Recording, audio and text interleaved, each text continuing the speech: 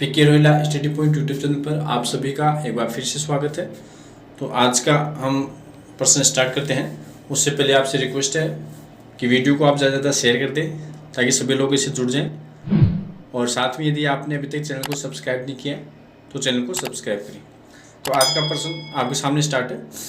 आपके कंप्यूटर में संसाधनों के प्रबंधन के लिए जिम्मेदार होता है, इनमें से कौन सा है जो संसाधनों के प्रबंधन के लिए जिम्मेदार होता है? Utilities program, operating system, system deployment, या इनमें से कोई नहीं।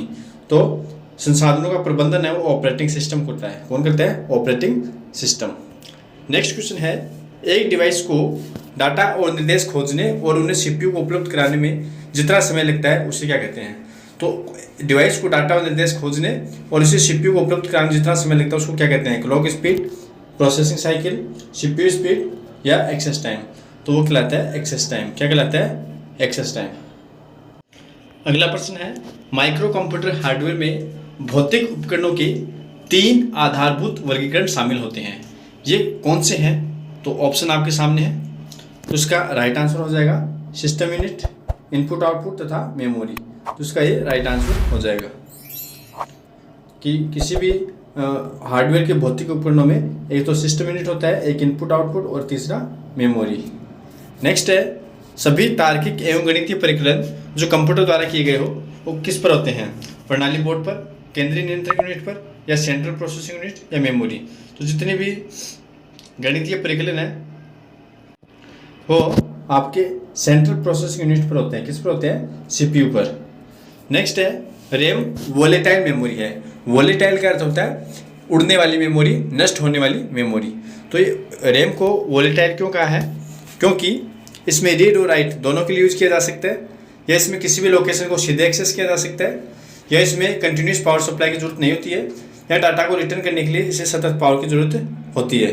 तो इसका राइट आंसर हो जाएगा कि इसमें डाटा को रिटर्न करने के लिए सतत पावर की जरूरत होती है, लगातार पावर की जरूरत होती है। जो ही इसमें पावर सप्लाई बंद हो जाती है तो डेटा है वो नष्ट हो जाता है।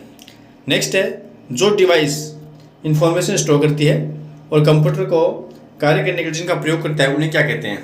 यानी जो डिवाइस स्टोर करती है, इंफॉर्मेशन को स्टोर करती है, वो क्या कहलाती है? Input device, output device, software device, या स्टोरेज डिवाइस। तो डाटा को स्टोर करती है वो कहलाती है स्टोरेज डिवाइस। क्या कहलाती है? Storage device. नेक्स्ट है, एक बाइट में कितने मूल्य निरूपित किए जा सकते हैं? एक बाइट में कितने मूल्य निरूपित कर सकते हैं? कितने हम संकेत निरूपित कर सकते हैं एक बाइट के द्वारा? 4, 16, 64 या 256। तो एक बाइट में आप सभी जानते हैं कि 8 बिट होते हैं, तो 2 की घात 8 बराबर 256 मूल्य हम इससे निरूपित कर सकते हैं। नेक्स्ट है, CDRW का पूरा नाम क्या है? CDRW ऑप्शन आपके सामने है। तो CDRW है उसका पूरा नाम होता है कॉम्पैक्ट डिस्क, ठीक है ना, और rewritable. Compact disc rewritable. Option number D यहाँ राइट आंसर हो जाएगा।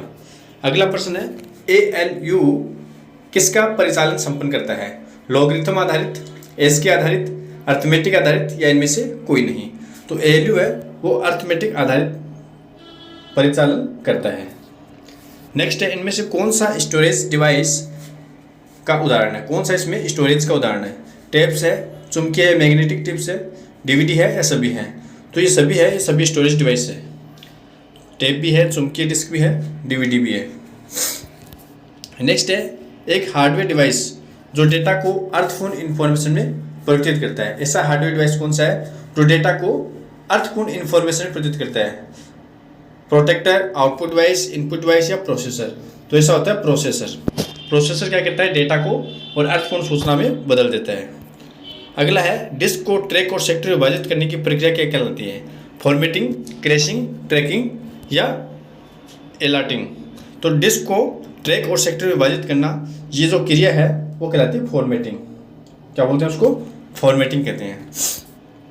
नेक्स्ट है, कंप्यूटर के सभी भागों के बीच सामंजस्य स्थापित करना का कार्य कौन करता है? सभी भागों के बीच सामंजस्य स्थापित, logic unit, ALU, control unit, या सभी? तो सभी भागों के बीच जो सामंजस्य है वो करता है कंट्रोल यूनिट, यानी नियंत्रण इकाई। कंप्यूटर के भाग जो जोड़, घटाव, गुणा, भाग और तुलनात्मक कार्य करता है वो क्या कहलाता है? तो ये सभी कार्य करने वाले जो भाग है सीपीयू की वो अर्थमेटिक एंड लॉजिकल यूनिट कहलाती है। कौन सी यूनिट है? अर्थमेटिक एंड लॉजिकल, अंकगणितीय एवं तार्किक इकाई।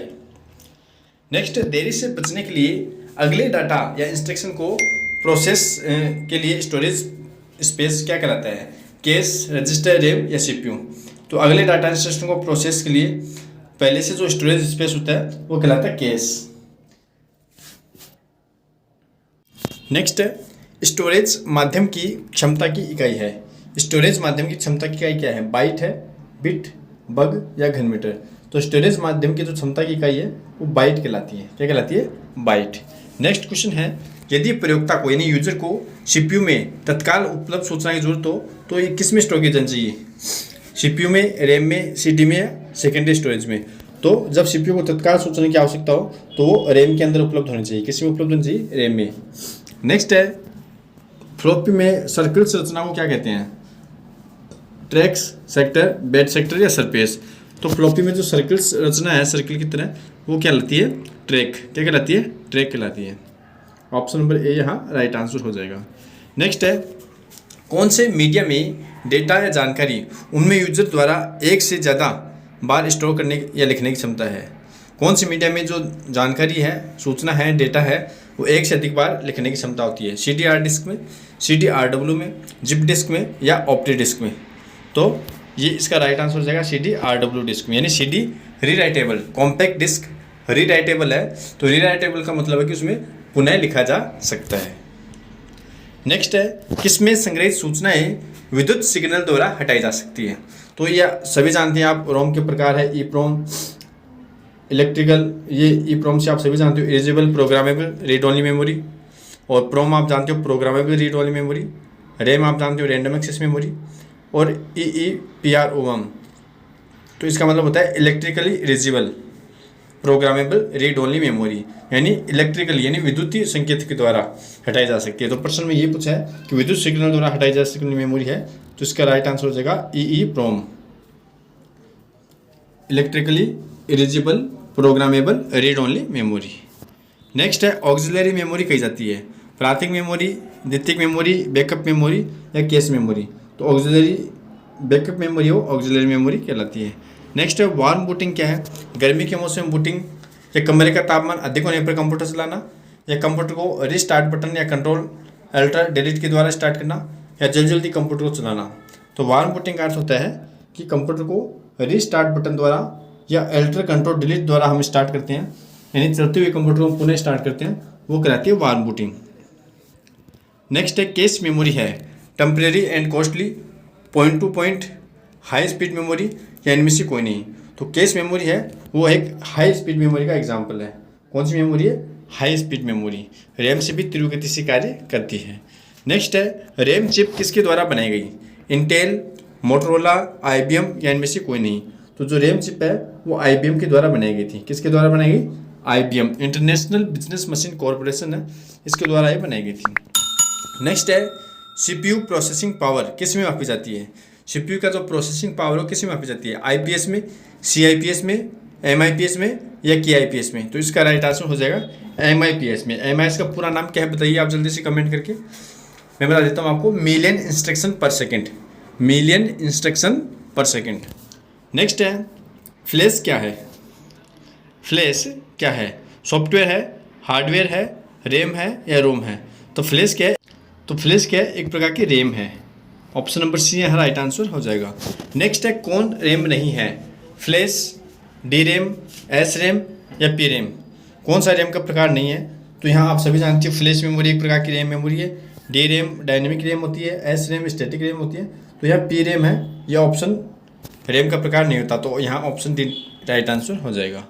नेक्स्ट है, TPI किस चीज़ को दर्शाता है? TPI ट्रैक क्षमता को, पाथ क्षमता को, मेमोरी क्षमता को या फ्लॉपी क्षमता को? तो TPI है वो ट्रैक क्षमता को दर्शाता है। किसको दर्शाता है? ट्रैक क्षमता। TPI का मतलब है ट्रैक पर इंच।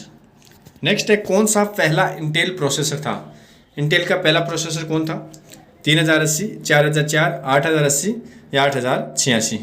तो पहला जो इंटेल प्रोसेसर था वो तो इंटेल 4004। नेक्स्ट है, कंप्यूटर के लिए बनाई हुई परमानेंट मेमोरी क्या कहलाती है? रैम, फ्लॉपी, CPU या रोम? तो कंप्यूटर के लिए जो परमानेंट स्टोरेज के लिए जो बनाई गई होती है वो मेमोरी होती है, रोम होती है। कौन सी होती है? Rome. Option number D. Next है, सर्वाधिक सामान्य रूप से काम आने वाले स्टोरेज डिवाइस कौन से हैं? पेरिसिस्टेंट, ऑप्टिकल, मैग्नेटिक या फ्लैश? तो सर्वाधिक जो काम में आने वाले होते हैं स्टोरेज होते हैं फ्लैश। नेक्स्ट है, कौन सा कंप्यूटर की मेमोरी की इकाई है? किलोग्राम, मीटर, सेल्सियस या किलोबाइट्स? तो कंप्यूटर की मेमोरी की इकाई है वो होती है किलोबाइट्स में। नेक्स्ट क्वेश्चन है, अर्थमेटिकल एंड लॉजिकल ऑपरेशन के रिजल्ट कहाँ सुरक्षित होते हैं? एक्यूमुलेटर में, इंस्ट्रक्शन रजिस्टर में या रजिस्टर में या कैश मेमोरी में? तो एएलयू के जो रिजल्ट है वो एक्यूमुलेटर में स्टोर होते हैं।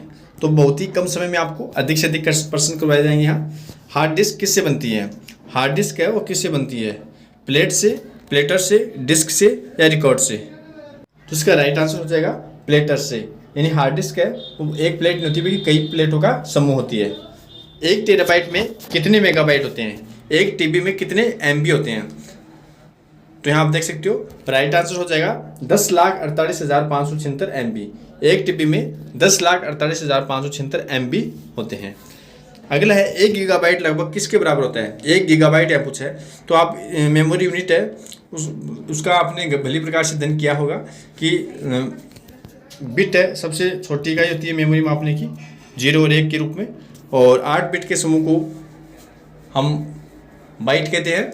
उसके बाद 1024 बाइट को 1 केबी यानी किलोबाइट कहते हैं, और 1024 केबी को 1 एमबी यानी मेगाबाइट कहते हैं, और 1024 एमबी को 1 गीगाबाइट यानी जीबी कहते हैं। तो यहाँ 1 गीगाबाइट किसके बराबर होता है ये पूछा गया है यहाँ पे। तो यहाँ आप देख सकते हैं इसका जो राइट आंसर हो जाएगा वो लगभग 1000 बाइट्स के। 1 गीगाबाइट है वो लगभग 1 अरब बाइट्स के बराबर होता है, 1 अरब बाइट्स के बराबर होता है। नेक्स्ट है, स्टोरेज स्थान पर नाम और नंबरों का प्रयोग करने की क्या कहते हैं? जो भी स्टोरेज है वहाँ पर नाम और नंबरों का प्रयोग करते हैं हम, उसको क्या कहते हैं? बाइट, बिट, एड्रेस या फाइल? तो उसको हम कहते हैं एड्रेस। क्या कहते हैं? एड्रेस। सबसे बड़े से सबसे छोटे क्रम में व्यवस्थित करना है आपको। तो सबसे बड़ी इकाई कौन सी? यहाँ टीबी सबसे बड़ी है, तो इन 2 ऑप्शन में टीबी है। टीबी के बाद जीबी होती है, तो ऑप्शन नंबर सी यहाँ राइट आंसर हो जाएगा टीबी। उसके बाद जीबी, उससे छोटी एमबी और उससे छोटी केबी। नेक्स्ट है, कंप्यूटर में एक निबल कितने बिट को सूचित करती है? एक निबल 4, 8, 16 या 32? तो 4 बिट के समूह को निबल कहते हैं। तो ऑप्शन नंबर यहाँ ए राइट आंसर हो जाएगा। 1 मेगाबाइट लगभग होती है। 1 मेगाबाइट कितनी होती है? 1000 बिट्स के, 1000 बाइट्स के, 1 मिलियन बाइट या 1 मिलियन बिट्स? तो 1 मेगाबाइट है वो लगभग है 1 मिलियन बिट्स के बराबर होती है, 1 मिलियन बिट्स। नेक्स्ट है, सूचना को क्रमबद्ध रूप में प्राप्त करने वाला उपकरण कौन सा है? जो इन्फॉर्मेशन को सिक्वेंसली एक्सेस करता है, मैग्नेटिक टेप या हार्ड डिस्क या कोई नहीं? तो इसका राइट आंसर हो जाएगा मैग्नेटिक टेप। मैग्नेटिक टेप है, इसमें सूचनाओं को सिक्वेंसली यानी क्रमबद्ध रूप से एक्सेस किया जाता है। नेक्स्ट है, बायोस किसका भाग है? रैम का, लेन का, वेन का या रोम का? तो बायोस है वो रोम का भाग है। किसका भाग है? रोम का। नेक्स्ट है, DDRM का पूरा नाम क्या है? तो DDRM का पूरा नाम होता है double data rate random access memory. Next है, कोल्ड बूटिंग क्या है? तो कोल्ड बूटिंग क्या है ये आपको मैं बता देता हूँ। अधिक समय बाद कंप्यूटर को चलाना, यानी बंद कंप्यूटर को जब हम चलाते हैं तो वो कोल्ड बूटिंग कहलाता है। नेक्स्ट है, निम्न में से कौन कंप्यूटर की कार्यविधि का चरण है? इनपुट, संग्रहण, प्रोसेसिंग या सभी? तो कंप्यूटर की कार्यविधि में ये सभी आते हैं, तो ऑप्शन नंबर डी है वो राइट आंसर हो जाएगा। नेक्स्ट है, खालिस्तान, यहाँ बिट्स बराबर 1 बाइट। 1 बाइट में कितने बिट होते हैं? तो आप सभी जानते हैं 1 बाइट में 8 बिट होते हैं। अगला है, 1971 में पहला माइक्रो प्रोसेसर किस कंपनी ने बनाया? तो पहला माइक्रो प्रोसेसर वो इंटेल कंपनी ने बनाया था। किसने बनाया था? इंटेल कंपनी ने, इंटेल 4004 नाम से। नेक्स्ट है, लेजर किरणों का प्रयोग करते हुए कौन सी डिस्क बनाई गई है?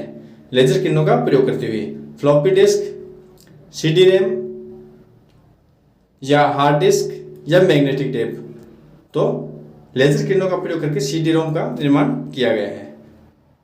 तो आज की वीडियो में इतना ही, फिर मिलते हैं नई वीडियो के साथ।